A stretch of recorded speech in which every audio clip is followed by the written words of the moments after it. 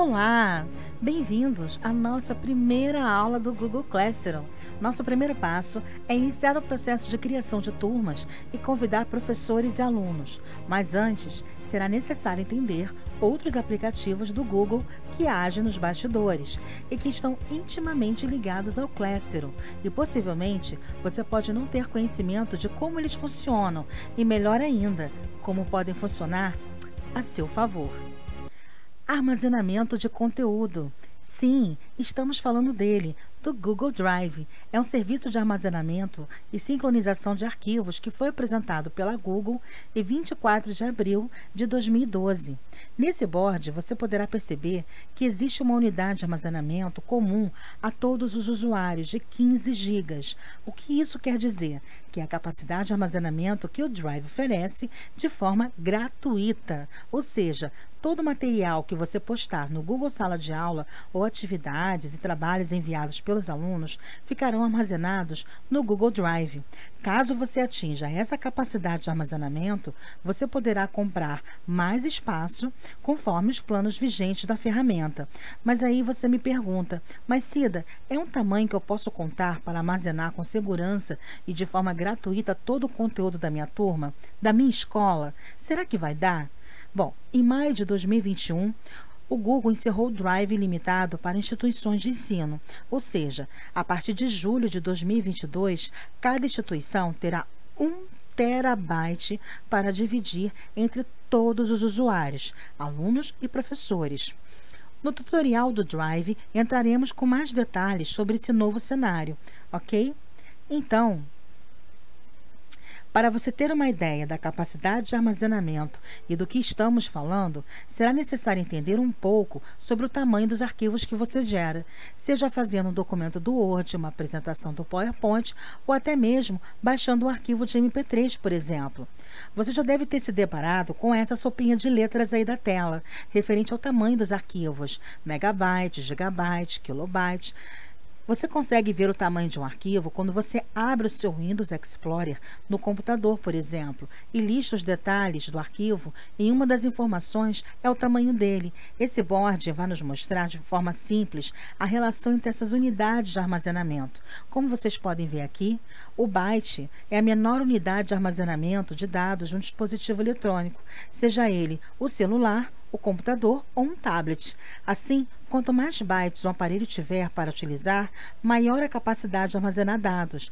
E ele segue a ordem da imagem. O byte é menor que o kilobyte, que é menor que o megabyte, que é menor que o gigabyte, que é menor que o terabyte e assim por diante. Então, vamos fazer um simples cálculo. Vamos supor que, em média, tanto os arquivos postados pelos professores quanto os arquivos ou trabalhos enviados pelos alunos têm um tamanho em média de 1 mega cada arquivo. Então, teremos 1 giga é igual a 1024 megabytes, o que corresponderia a 1024 arquivos. 15 gigas corresponde a 15.364 megabytes, ou seja, 15.364 arquivos. Bom, se a gente tomar como exemplo um colégio, né, de médio porte, entre 800 a 900 alunos, não gastaria a metade desse valor em um ano de uso da ferramenta. Então, fica tranquilo, dá sim. Vai no gratuito por um bom tempo de uso. Google Agenda. O Google Sala de Aula criará automaticamente um calendário no Google Agenda para cada turma que você abrir. Todas as tarefas com prazo de entrega serão adicionadas ao Google Agenda e mantidas até a data limite. Outro indicador interessante é que se um aluno enviar um trabalho após a data limite, você receberá uma notificação de envio com atraso. Outro recurso casado para te ajudar a fazer uma melhor gestão no ensino, remoto ou híbrido. Os professores podem visualizar as agendas tanto no Google Sala de Aula como no Google Agenda, onde eles poderão adicionar eventos da sala como palestras, convidados especiais, aulas temáticas, inclusive gerar links para a transmissão de suas aulas, que veremos com mais detalhes mais adiante no tutorial completo, que lançaremos também com o Google Meet em breve. Tá? Aqui, para vocês entenderem um pouco melhor a interface do Google Agenda, ela lembra um pouquinho de longe a planilha do Excel. tá? Então aqui a gente tem a nossa grade, você pode mudar a forma de visualização. Aqui eu estou fazendo um apanhado rápido para vocês entenderem a interface do Google Agenda com o Classroom. Então vocês podem mudar a forma de visualização para diário, semanal, semestral e até anual, tá bom? Aqui ele mostra o calendário do mês corrente, estamos em julho de 2021, e aqui as minhas agendas. Então, à medida que você criar as suas novas turmas, cada turma adota um calendário e você vai gerar esses calendários e eles ficarão dispostos aqui, tá? Em minhas agendas. A gente também tem feriados no Brasil e aqui você também pode cadastrar os feriados estaduais. Aqui no caso do Rio nós temos o feriado estadual, né? Feriados de São Sebastião, enfim. Então você pode estar colocando aqui, tá bom? Outra coisa interessante é que quando você clica em criar um evento, você adiciona o título a esse evento, você aqui aponta mais ou menos, se ele é recorrente, você pode botar para que esse evento ele só acontece todas as segundas e quartas de toda semana, como por exemplo a sua aula, né? E olha que interessante, aqui justamente nessa opção adicionar videoconferência do Google Meet, você pode criar um link de reunião para a sua aula transmitida, né? Então, e desse compromisso originado aqui no Google Agenda, você pode ir lá para o Google Classroom, gerar uma atividade, colar esse link para disponibilizar o acesso aos seus alunos. Então, é fantástico o uso dessa ferramenta, tá bom? Como vantagens percebidas, por exemplo, uma coisa que eu gosto muito de frisar, é a criação de eventos compartilhados. A possibilidade de você compartilhar os eventos com a equipe escolar ou com seus próprios alunos. Você consegue visualizar a agenda de outras turmas, ou seja, à medida que você criar e for proprietário dessas turmas, você tem a possibilidade, o privilégio, né, de consultar todas as agendas aqui. Uma melhor forma de você também se organizar melhor, né, e dentro desse conceito de organização e planejamento. Você tem cores para diferenciar os eventos, você pode colocar cores para compromissos de aula transmitida, cores para palestras, cores para aulas particulares, enfim, o céu é o limite, como eu gosto de falar aqui, tá? Lista de atividades atribuídas com data de entrega, isso é muito importante, quando você atribui prazos, né, para as tarefas com seus alunos. Sincronização com o Gmail, ou seja, todo compromisso que você criar, você também recebe tanto notificação através do seu e-mail, que é o nosso principal aplicativo de chamada no celular, e acesso facilitado. Esse aqui é o plus, né, o mais importante também, indicador que justamente você pode acessar todos esses aplicativos e programas do Google, a gente chama hoje atualmente de Google Workspace, através tanto do computador quanto do tablet e, melhor ainda, do celular. Mais uma vez, o céu é o limite, né, gente? Então, aqui está. Então é isso, pessoal. Lembrando que em breve faremos um tutorial completo com mais dicas, tanto do Google Drive quanto do Google Agenda, onde vamos falar em detalhes como você pode utilizar essa ferramenta de forma mais organizada e assertiva, encontrar seus arquivos, compartilhar seus arquivos da maneira correta e segura, tudo através de um tutorial completo. Então, aguardem, porque tá vindo coisa boa por aí. E o recado que eu tenho para dar referente a esses recursos é: o céu é o limite, gente.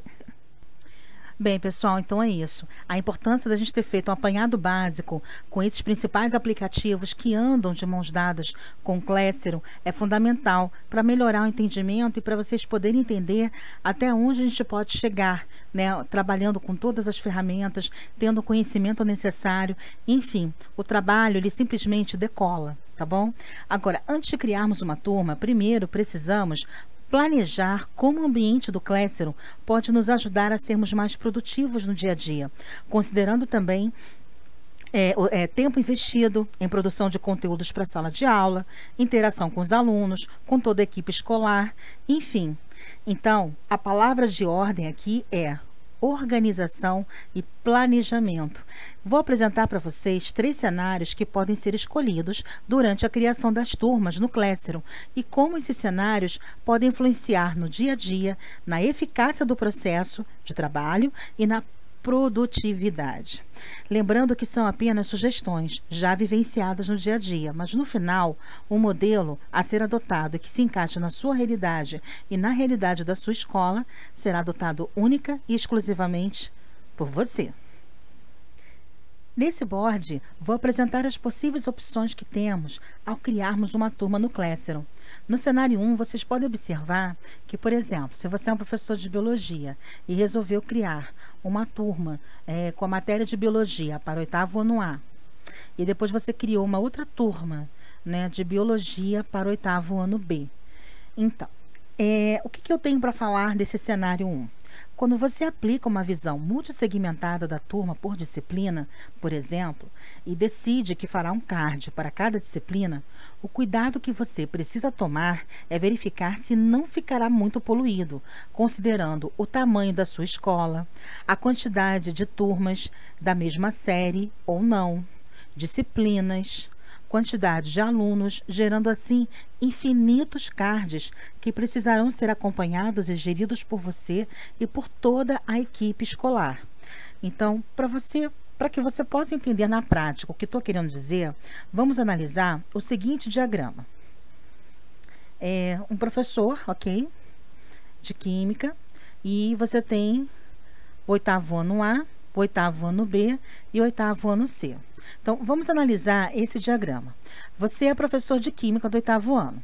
Aí você seleciona para as turmas do 8º ano A, 8º ano B e 8º ano C, totalizando 3 turmas. Você adotou como modelo da sala de aula criar uma turma para cada 8º ano, ou seja, uma turma para o A, uma turma para o B e uma turma para o C, criando assim 3 cards. Como isso funciona no dia a dia de trabalho?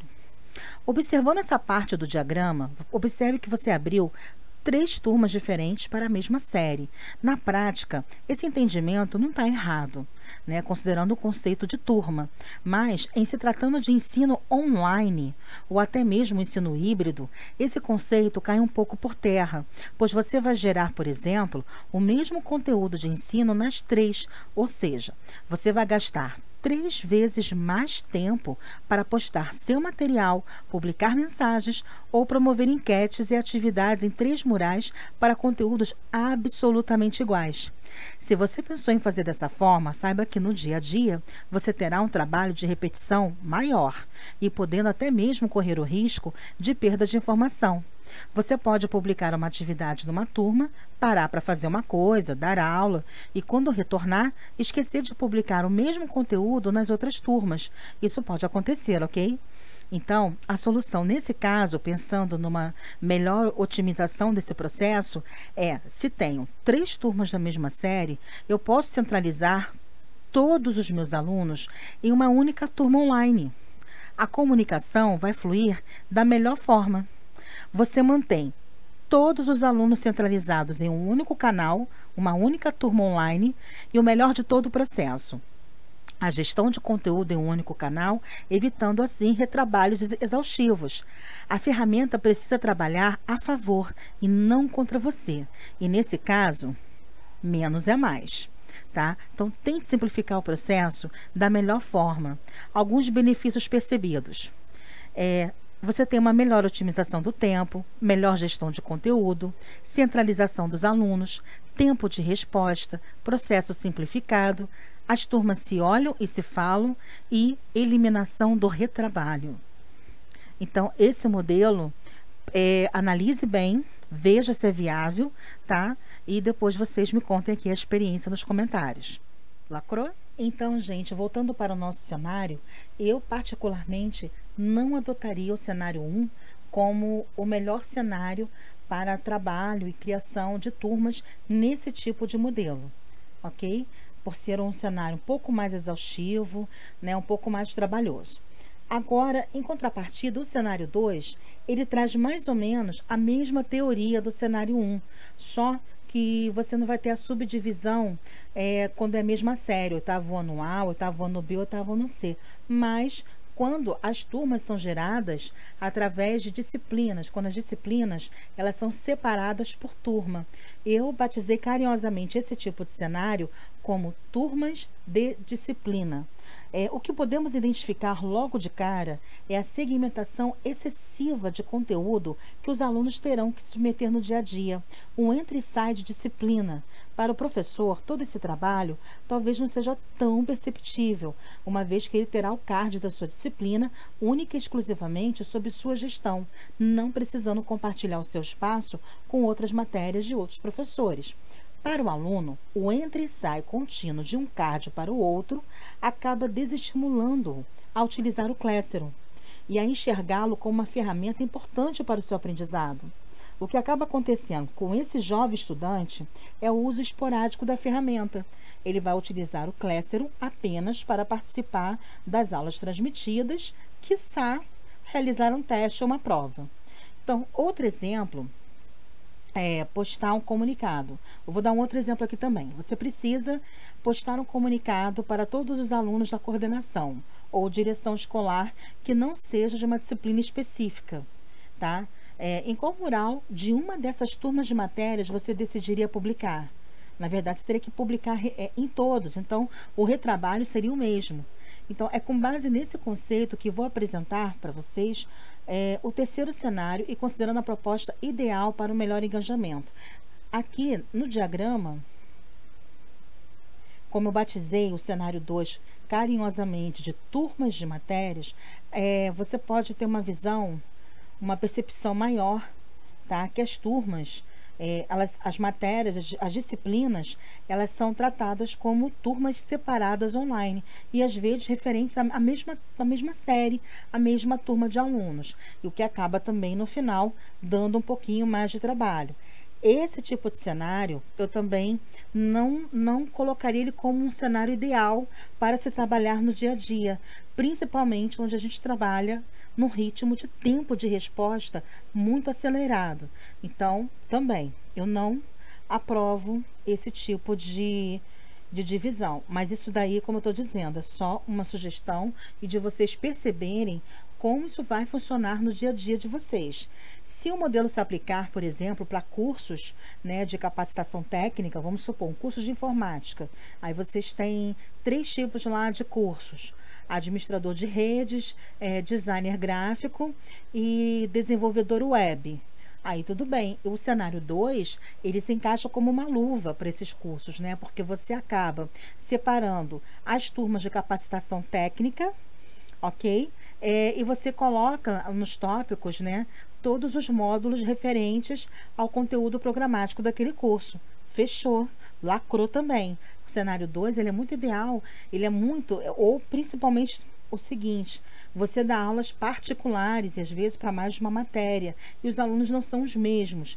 Ok, o cenário 2 também se encaixa, mas no dia a dia, na realidade de uma escola, de uma instituição normal de ensino, onde nós temos Fundamental 1, Fundamental 2, esse tipo de cenário, ele vai ficar um pouco poluído para todos os professores, e você tem também o que eu costumo chamar de geração de silos.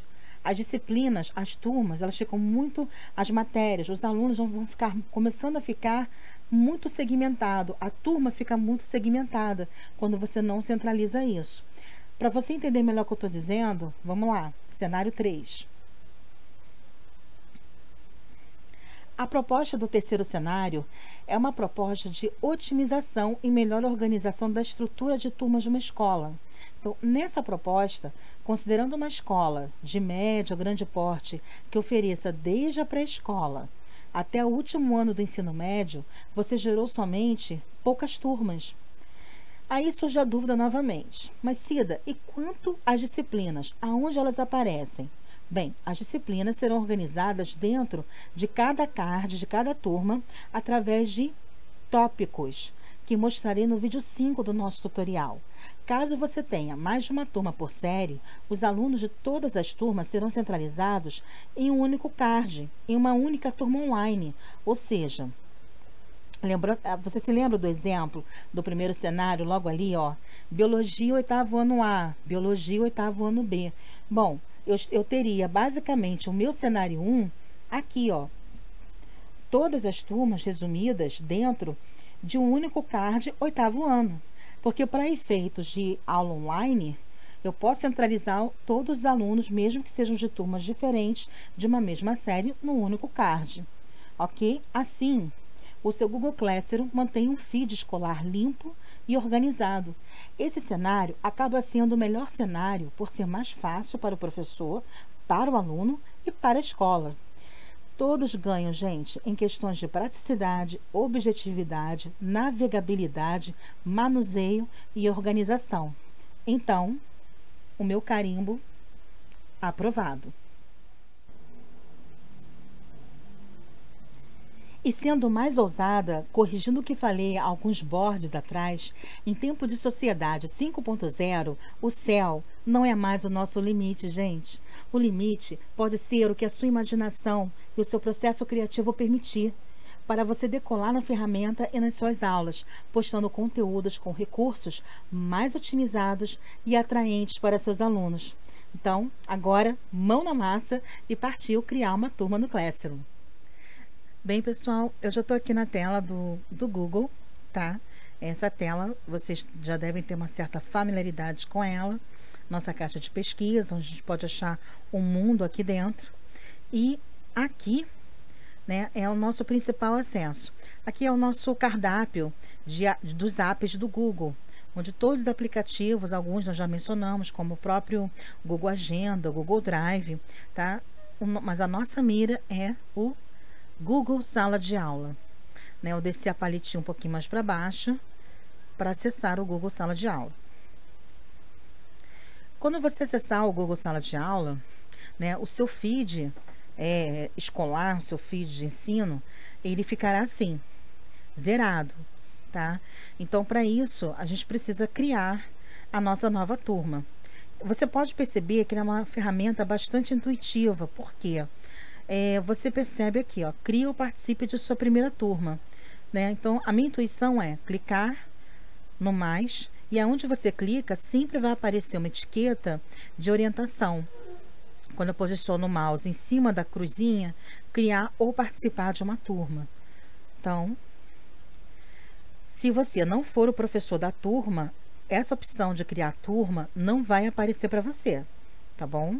Então, caso isso ocorra por uma questão de privilégio ou de permissionamento, você precisa entrar em contato com o administrativo da escola, né, com algum responsável da TI, para que você possa ter o privilégio de criar turma.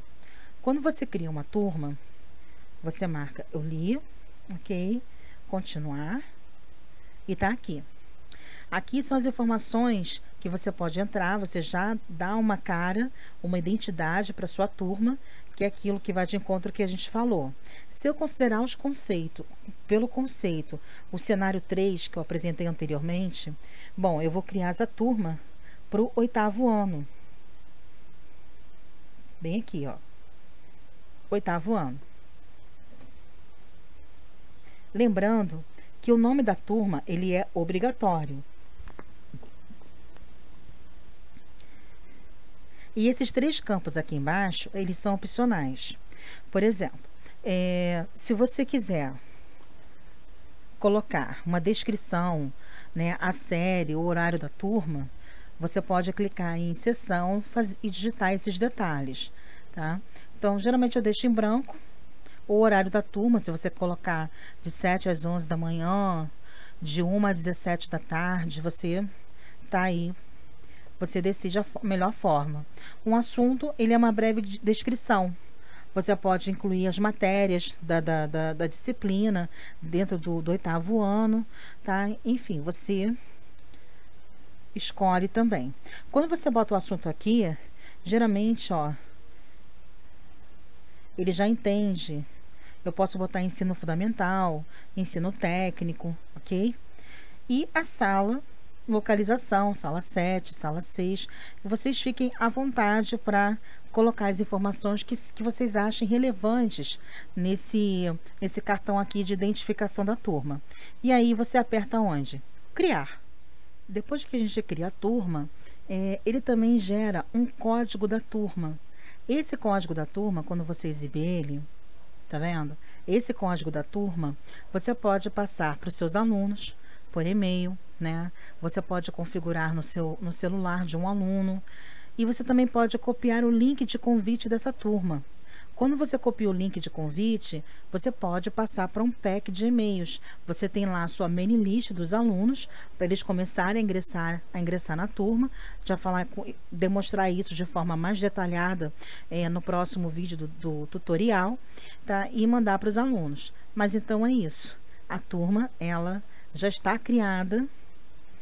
E aí, a gente vai começar a estruturar os primeiros passos.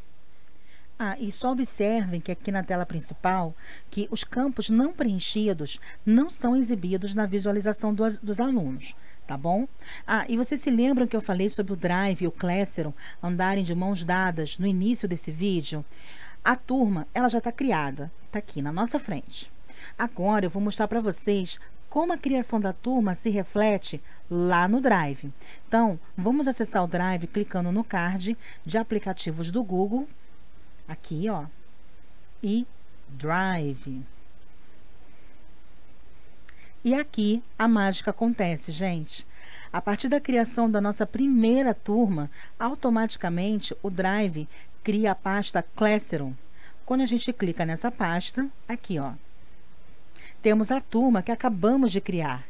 Cada turma terá sua pasta e cada material que você publicar na plataforma ou atividade sendo devolvida pelo aluno, esses arquivos ficarão guardados aqui na nuvem. E aí vem a dúvida: mas Cida, o acesso a esses arquivos é livre? Qualquer um pode acessar? Gente, a resposta é não. E aí vai depender da escola, do administrador ou responsável de TI pela escola. Existem permissões controladas de leitura e edição, mas fiquem tranquilos, esse diretório não será acessado pelos alunos ou pelas pessoas externas à escola. Existem medidas de segurança que abriremos com mais detalhes no tutorial completo do Google Drive que estamos finalizando. Em breve, vocês poderão entender com a maior riqueza de detalhes e poder tirar e sanar todas essas dúvidas, ok? Agora, vamos voltar para o Classroom. Se você editar o nome da turma, o nome da pasta da turma no Google Drive não será atualizado automaticamente. Então, para atualizar esse nome, de repente eu boto aqui, ó, 8º ano, manhã, 8º ano, tarde, é importante também estar frisando sobre isso. Você pode alterar aqui no Classroom, mas você vai ter que vir aqui no Drive e também renomear, tá aqui, ó, renomear essa pasta, porque a gente ainda tem essa parte de melhoria por conta do Google. Ele não altera automaticamente, você vai ter que alterar no Drive também, ok? Criar uma turma, é possível mudar os detalhes e personalizar as configurações. Por exemplo, você pode alterar o nome da turma e selecionar como as postagens de atividades são exibidas na página mural. Então, você pode mudar os detalhes da turma na página Configurações, que é essa engrenagem aqui. Vamos clicar e tá aqui. O card da turma é exibido novamente, onde a gente pode alterar o nome, a descrição, seção, sala e assunto. A gente pode mudar também aqui, depois de criada, né, como você pode ver ou mudar os códigos de convite da turma. Isso é muito importante. Depois de criada, cada turma, como eu expliquei anteriormente, ela tem um link de convite e um código, ok? Que são gerados automaticamente pelo Classroom, após o seu processo de criação. Esse link de convite ou código poderão ser compartilhados com os alunos para que eles participem da turma, que vai ser a pauta do nosso próximo vídeo. É o vídeo 3 do nosso tutorial completo do Google Classroom, ok? Aqui é o link do convite.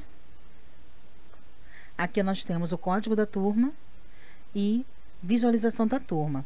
Como é que eu quero que configurar o meu mural de atividades? O mural são, vamos colocar assim, são os recadinhos do dia a dia, sejam dados pelo professor, pela coordenação, pela direção e até mesmo pelos alunos. Então, você tem 3 opções. Os alunos, eles podem postar e comentar. Os alunos só podem comentar. Apenas professores podem postar ou comentar, tá bom? No geral, a gente coloca aqui os alunos só podem comentar, né? A gente não sabe, porque senão a gente, até porque se cria critérios, dependendo da instituição, e até de forma preventiva, né, que não haja nenhum aluno engraçadinho, mas a gente coloca essa opção de os alunos só podem comentar. Eles também têm eles precisam ter esse tipo de abertura para tirar dúvidas sobre um determinado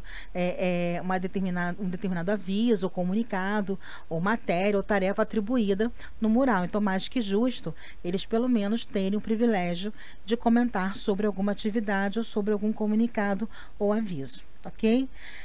As atividades no mural também, você pode simplificar, mostrar somente as notificações ou mostrar anexos e detalhes, ok? Mostrar itens excluídos. Pode acontecer da gente excluir uma aula, a gente pode excluir um material que a gente não vai utilizar mais e isso ficar no histórico. Quando você tem quando você habilita essa opção, somente os professores, eles podem ver os itens excluídos, o que foi excluído na turma, ok? Após a criação de algumas turmas, vocês podem perceber que eu vou ter aqui para o nosso feed escolar, né? Eu criei mais umas 2 turmas aqui como exemplo, 9º e 7º ano, para exemplificar o seguinte, gente. Após a criação de algumas turmas, você percebe que no feed escolar, algumas turmas ficaram desordenadas. E aí você quer organizar melhor seu feed. Você tem necessidade que uma turma específica fique no início do feed ou no final. Enfim, quem decide arrumar a casa é você. E como podemos fazer essas mudanças? Lembrando que esse recurso está disponível apenas na versão para computador do Google Sala de Aula. As alterações, elas são atualizadas nos demais dispositivos? Sim, são. Elas serão atualizadas para que você veja as alterações no smartphone, no tablet, mas a ação mesmo de você arrumar a casa, reordenar as turmas no feed escolar, só é possível fazendo através do computador, ok? As turmas novas e desarquivadas, elas são exibidas no começo, a menos que você mova outra turma para a primeira posição. E aí você tem 2 formas de fazer isso. Primeiro, a tradicional, eu posso simplesmente arrastar. Vocês percebem que aqui, ó, eu tenho o 7º, aí vem o 9º e vem o 8º. Aí você fala o seguinte para mim, Cida, não, eu quero da primeira turma para a última turma, em ordem crescente mesmo, do pré-escolar até o ensino médio. Opa, então a gente vai pegar aqui o 8º ano e vai ordenar, colocar aqui no meio. Deu para vocês entenderem? Você pode simplesmente arrastar. Eu cliquei, segurei com o mouse, eu posso arrastar e fazer a dança das cadeiras da forma como a gente achar melhor, tá? Essa é a primeira opção. Geralmente, gente, como eu sou uma profissional formada em tecnologia, em computação, eu costumo dizer que na informática sempre tem mais de uma forma para se fazer a mesma coisa. Uma mais fácil, uma mais ou menos e uma mais difícil, tá bom? Uma básica e outra mais completa. Então, vocês vão perceber muito, repetir sobre isso e sobre as várias formas que você tem de chegar no mesmo resultado, tá? Importante é você conhecer e aquele que for melhor se aplicar para você, você adota como padrão, ok? Então, na verdade, quando você faz isso, você está arrumando a casa. Agora, eu vou voltar para dar o segundo exemplo. Por exemplo, observe que cada um deles tem esses 3 pontinhos, nada mais que nada menos, quando você clica, aparece o menu suspenso. Você pode mover, ó, quando você clica em mover, aparece esse menu pop-up, né, que a gente chama de menu flutuante. E eu posso mover a turma. Como ainda está dentro do meu campo de visão, né, eu posso mover, clicar no 7º ano, opa, e ele já entendeu que passou ela já para cima, certo? Vamos fazer com o 8º ano. Mover. eu clico, o oitavo ano está aqui, eu posso botar o oitavo ano para o começo da lista. Ou eu posso botar o oitavo ano para o fim da lista. Tá vendo? Isso quando você tem uma gama muito grande de turmas, de cards, né? É um recurso bom para que você possa gerenciar no menor curto possível de tempo e mais prático. Então, aí vocês podem perceber a forma de como a gente pode organizar o nosso feed de ensino, né? Tanto em ordem crescente, ordem decrescente, o melhor modelo que se aplicar à sua gestão e à gestão da sua escola, ok? Depois de criar uma turma, você também pode mudar a imagem padrão ou o padrão de cores exibido na parte superior do mural, que é justamente essa parte aqui, gente. E lembrando que somente os professores podem mudar o tema, ok? Então, aqui você vai ter duas opções. Você pode escolher um tema proposto pelo Google, ou você pode fazer um upload da foto. Se a gente clicar em selecionar tema, aqui, ó. Além dele me dar as opções, eu também posso segmentar minha busca, tá? Português e história. Ele vai me dar a proposta dos melhores temas que se encaixam nesse tema. Matemática e ciências também, tá? E assim vai. Então, uma vez escolhido o tema, é só você clicar aqui, por exemplo, educação física, selecionar tema da turma. Quando você faz isso, o tema é alterado, ok? Mas caso queira otimizar mais ainda, para que o feed escolar fique com cara de instituição, ambiente escolar, você poderá inserir a imagem com o logo da escola. A paleta de cores pode seguir as cores do colégio, por exemplo. Então, para isso, você vai precisar selecionar, fazer o quê? Essa opção aqui, fazer o upload da foto, tá? Você vai arrastar uma foto do computador para o meio da tela. Como é que a gente faz isso? Cliquei aqui. Eu posso arrastar a foto, eu posso selecionar a foto. Vamos selecionar. Eu vou pegar como modelo aqui, gente. Deixa eu dar uma olhadinha aqui. A banner que eu criei pro canal, eu não sei se vai dar certo, mas vamos tentar. Criei esse banner aqui para o nosso canal do Conecta. Deu certo. Eu vou selecionar o tema da turma. Pronto.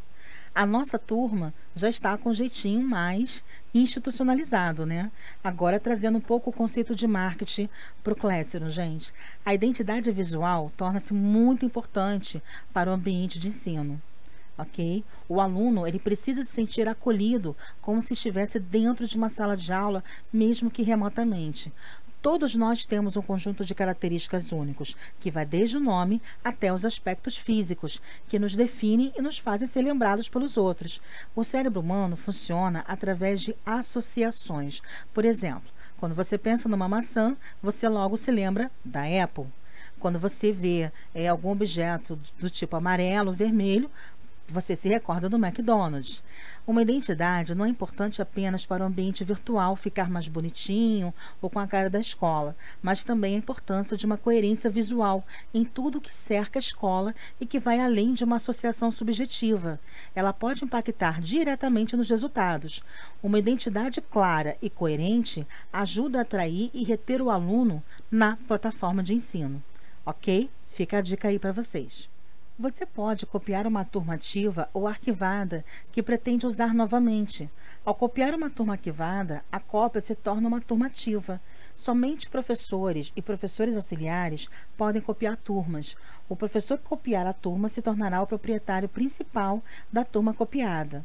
Antes de simularmos o processo de cópia, é necessário entendermos o que dá e o que não dá para ser copiado para a nova turma. Um exemplo: as informações da turma, as atividades e o sistema de notas são copiados. Então, itens específicos da turma original, como postagens no mural, não são copiados. No próximo board eu vou mostrar com mais detalhes, né, para vocês entenderem melhor. Então, pessoal, nesse board a gente pode acompanhar com uma riqueza maior de detalhes o que dá e o que não dá para ser copiado quando você faz a cópia de uma turma, tá? São copiados título, seção, descrição, matéria do curso, tópicos, postagens de atividades, né? Atividades copiadas como rascunhos sem data programada, ok? E o sistema de notas. Não são copiados avisos dos professores, itens excluídos das atividades, alunos e professores, postagem dos alunos, anexos que você não tem permissão para copiar e arquivos do Google Sites. Então, guarda esse boardzinho aí com muito carinho para vocês não terem nenhuma dúvida na hora de fazer a cópia de uma turma achando que você vai copiar tudo. Não, algumas coisas você vai conseguir migrar, outras não vão ser copiadas por uma política mesmo interna do próprio Google Classroom, ok? Então, aqui é uma prova que é preciso planejamento antes de executar qualquer tipo de ação no Classroom. Caso você não tenha permissões para mover conteúdo, pelo menos postado por outros professores, que é muito comum na virada do ano, caso você queira aproveitar o conteúdo para o próximo ano letivo, ou outras situações em que o aproveitamento desse conteúdo se faça necessário. Por isso, é necessário que você tenha as permissões necessárias, caso o interesse seja mover também o conteúdo. Bora lá retornar para o Classroom? Na turma que você quer copiar, clique em mais, aqui ó, e depois copiar. Se você não encontrar a opção copiar, você não é professor da turma ou não tem a permissão necessária. Dá uma verificada com o responsável administrativo ou de TI da sua escola, ok? Bom, nesse cartãozinho aqui de visitas, né, de informações da turma, você pode editar o título novamente e outras informações. Basta fazer as devidas alterações, ok? Então, vamos botar aqui, ó. Agora eu quero criar do primeiro ano do ensino médio. Eu acho que uma dica bem bacana de economia de tempo para esse tipo de recurso é o seguinte: você pode criar a sua primeira turma, já configurar a capa de rosto, né, aquela capa mais institucionalizada, como eu já falei minutos atrás, sobre a questão de você dar um ar mais de ambiente de ensino, né, para as turmas que você criar. Então, você pode criar uma primeira turma já com todas as configurações que são comuns às demais, com mais esse card. E aí, quando você for replicar e copiar e ir copiando, todas as novas turmas que forem criadas, elas já vão ser criadas com todas as configurações. As novas turmas vão ser criadas carregando todas essas configurações, né, da turma inicial, tá bom? Então, é só clicar em copiar. Na nova turma, as atividades e perguntas copiadas são salvas como rascunho, caso já tenham, ok? Então, enquanto o Google Sala de Aula copia a turma, caso aqui a gente não teve muito problema, né, nesse caso de conteúdo, foi até rápido, porque a gente está fazendo apenas uma demonstração de como copiar uma turma. Aqui ficou o nome, cópia de primeiro ano ensino médio. E agora, Cida, não tem problema, você vem aqui em editar, tira essa cópia, primeiro ano ensino médio, salvar. Pronto, aí você restabelece a identificação aqui, tá, da turma sem problema algum. Então, enquanto o Google Sala de Aula copia a turma, caso você copie uma turma já bastante robusta, com bastante atividades e tudo mais, você pode sair da página para realizar outras ações. E quando a cópia for concluída, você vai receber um e-mail de notificação, ok? Então, basicamente, a cópia de uma turma, ela se dá dessa forma, tá? Simples assim. Antes de iniciarmos o próximo tópico, vou responder algumas perguntas frequentes sobre a cópia de turmas. O que é copiado para a página mural? Então, pessoal, nesse board aqui do mural da turma, a gente vai fazer um confronto, né, para vocês terem uma noção. É importante, é de extrema importância que vocês também tirem print de cada opção, de cada seção do Google Classroom, para terem noção do que é e do que não é copiado, né, para evitar justamente frustrações, falsas expectativas, que assim você pode muito bem saber, quando você executa o procedimento de copiar turma, o que está sendo carregado e o que não, ok? Então, por exemplo, na seção mural da turma, são copiados o título, a seção e a matéria do curso, tá? Não são copiados número da sala de aula, o código da turma e postagens e comentários. É importante frisar essa questão do código da turma. Cada turma possui um código que ele é exclusivo dessa turma. Então, quando você copiar uma turma, a nova turma não vai herdar o mesmo código. Vai ser um código diferente, ok? O que é copiado para a página Atividades?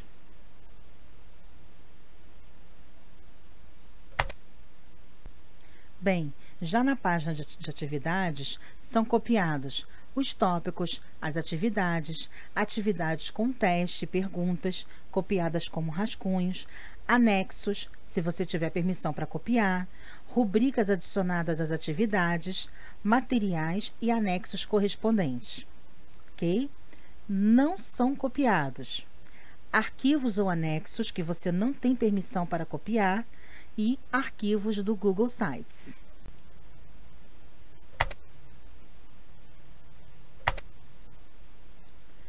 O que é copiado para a página de notas? O que podemos copiar na seção de notas? Postagens de tarefas, como atividades ou perguntas, seu sistema de notas e suas categorias de notas. Não são copiados alunos e suas respectivas notas. O que é copiado para a página Pessoas?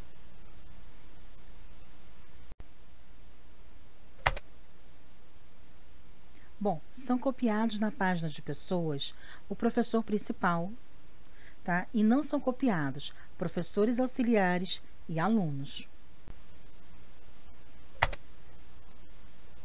O que é copiado para a página Configurações?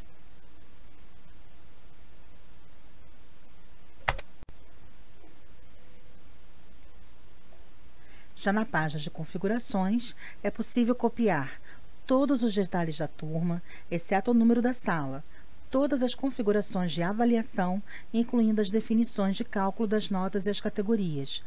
Não são copiados configurações gerais, elas voltam para as opções padrão. E código da turma. Outro código é criado para a nova turma, como eu já tinha falado anteriormente. É possível arquivar uma turma quando ela não é mais necessária. Se você fizer isso, a turma será arquivada para todos os professores e alunos que fazem parte dela. Se não for arquivada, ela continuará na página Turmas dos alunos e professores.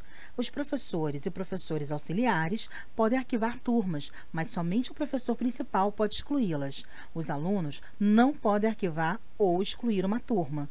Você pode se perguntar: tá, mas o que acontece com uma turma arquivada?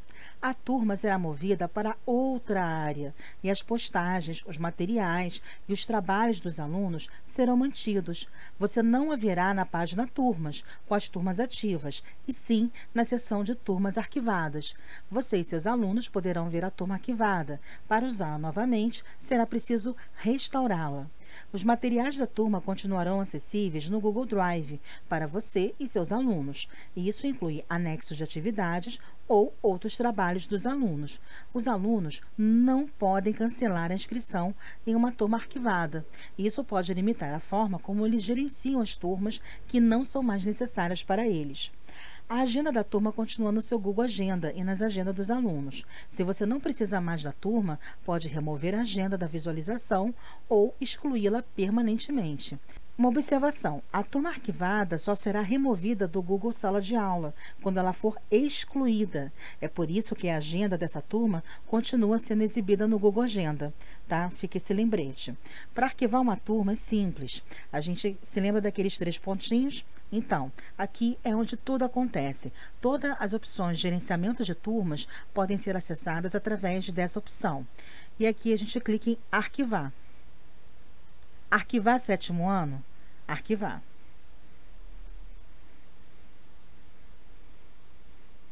Viu? E aí, como é que eu consigo enxergar em que ambiente, que seção, uma turma que eu acabei de arquivar? Como é que eu posso fazer para acessar ou restaurar? Porque numa questão também, numa situação de você ter clicado numa opção de forma equivocada, você acabou arquivando essa turma sem querer. Bom, zero problema quanto a isso, gente. A gente clica aqui, ó, no menu principal, e aí ele mostra pra gente aqui embaixo, ó, turmas arquivadas. A gente clica em turmas arquivadas e tá aqui o 7º ano que eu acabei de arquivar, seja de forma consciente ou de uma forma acidental. Eu venho novamente aqui nos 3 pontinhos e clico em restaurar. Restaurar o curso 7º ano, aí sim ele diz para mim tudo que pode voltar se eu restaurar essa turma. Eu posso voltar a ter a interação com os meus alunos, né? E a turma será exibida em turmas, da mesma forma como estava sendo exibida antes, dessa forma. Venho aqui, clico na minha seção de turmas e tá aqui de volta o meu 7º ano. Ok? Simples assim, não é difícil. Agora, pessoal, o último recurso que eu vou mostrar para vocês, para fechar o nosso tópico de criação e gerenciamento de turmas, e esse a gente tem que fazer em total sã consciência, porque diferente de você restaurar uma turma, como a gente fez alguns passos atrás, nesse caso, não é possível restaurar uma turma excluída. Sim, agora eu vou mostrar para vocês como a gente exclui uma turma. E fica esse alerta, ok? Não é possível desfazer a exclusão de uma turma. Se você clicar em excluir, não terá mais acesso às postagens, aos comentários da turma. No entanto, você e os alunos ainda poderão acessar os arquivos da turma na pasta da turma no Google Drive. Se você decidir que uma turma não é mais necessária, poderá excluí-la permanentemente. Para excluir a turma, primeiro você precisa arquivá-la, tá? Existe essa ordem aí, porque o Classroom, ele ainda dá a chance de você pensar mais um pouquinho, tá? Então, apenas o professor principal pode excluir a turma. Os professores auxiliares não podem fazer isso. Então, vamos lá. Para excluir, o primeiro passo, eu vou aqui nessa turma do 1º ano do ensino médio, né? Aqui não aparece de imediato a opção de exclusão, justamente como uma forma de prevenção também, para que o professor não clique de forma equivocada no botão de excluir. Então, você vai arquivar, porque quando você arquiva uma turma, você pode reverter esse processo. Por isso que o Classroom, nessa parte, ele foi uma tacada de mestre aí, até para inclusive preservar os professores, principalmente os professores que são super acelerados, vão clicando nas coisas e o que acaba acontecendo, por um lapso, acaba excluindo a turma de forma acidental. Então, a gente primeiro arquiva essa turma e dá certeza que a gente precisa, que a gente quer excluir. Eu vou acessar, eu vou lá para a minha seção de turmas arquivadas. Veja que ela está aqui. Quando a gente clica aqui de novo, olha o que diferente acontece. Eu posso copiar, eu posso restaurar e eu posso excluir. Então, aqui sim, ele me dá a opção, você tem certeza disso? Né? Então, quando você exclui, ele me dá o alerta. Ele diz o seguinte: você não terá mais acesso a postagens ou comentários que foram adicionados a essa turma, mas os arquivos da turma permanecerão no Google Drive. Ó, em negrito, hein? Não é possível desfazer essa ação. Tipo, tem certeza que deseja excluir? Sim. Excluindo a turma. Nenhuma turma arquivada. Aí eu volto lá para minha seção de turmas. Ok? Aqui também, à medida que eu criei as turmas, vocês observem que no menu suspenso, elas também aparecem aqui. Tá bom? Então, também dá para a gente acessar clicando nas turmas no nosso menu suspenso. Então, é isso, pessoal. Aqui a gente encerra mais uma aula que eu tive com muito carinho, né, de explicar. Vocês desculpem se eu expliquei coisas fora do Classroom, só que certas coisas, certos apanhados, é necessário a gente falar, né? Igual o professor de história, que justamente fala pra gente que é necessário a gente entender o passado, né, para saber, conhecer o passado, para entender o que a gente está estudando no presente e assim ter uma expectativa de futuro também. também. A mesma coisa, a informática não vai muito contra esse caminho, não.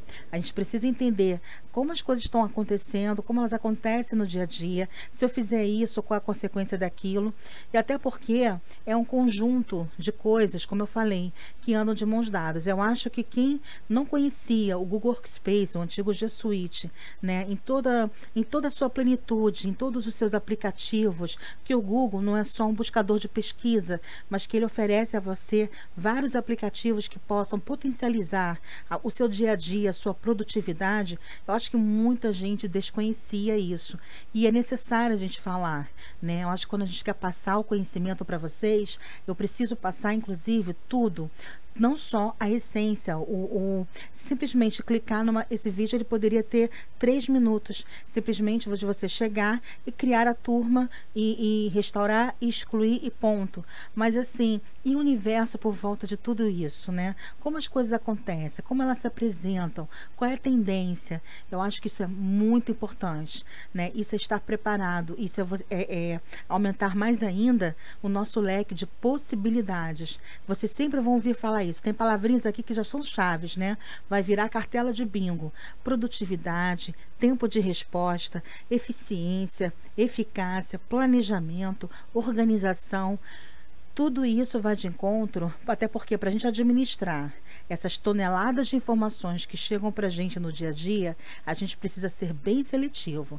E se a gente, unindo a isso, se a gente tiver o conhecimento necessário para colocar em ordem tudo que a gente precisa, colocar em ordem, fazer as coisas acontecerem, gente, e aí é só decolar, né? Não tem churumelas, não tem o que questionar, tá bom? Eu agradeço mais uma vez por vocês assistirem esse primeiro vídeo do tutorial nesse início de canal.